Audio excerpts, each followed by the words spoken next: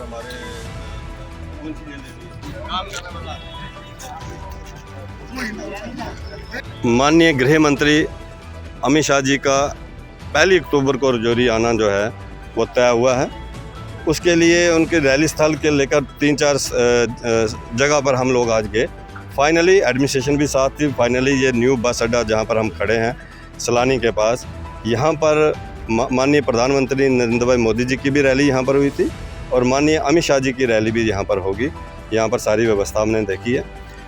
अंदर आते ही यहाँ पर इस तरफ जो है राइट हैंड साइड की तरफ उनका बड़ा स्टेज बनेगा और यहाँ पर लगभग 40,000 के करीब जो है 45,000 के करीब जो है यहाँ पर कुर्सियाँ लगेगी।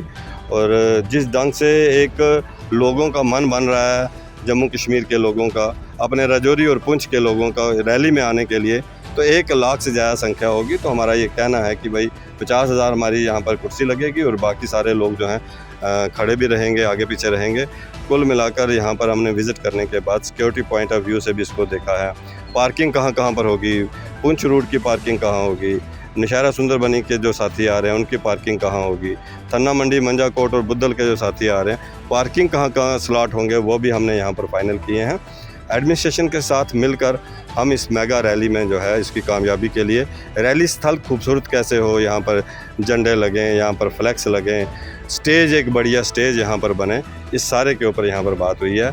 मैं आपके माध्यम से राजौरी पुंछ की जनता को कहना चाहूँगा, इस मेगा रैली को 1 अक्टूबर को जो मेगा रैली माननीय अमित शाह जी की हो रही है, बढ़ चढ़ का हिस्सा लें और सुबह 10 बजे यहाँ पर पहुँच कर इस रैली का हिस्सा बनें।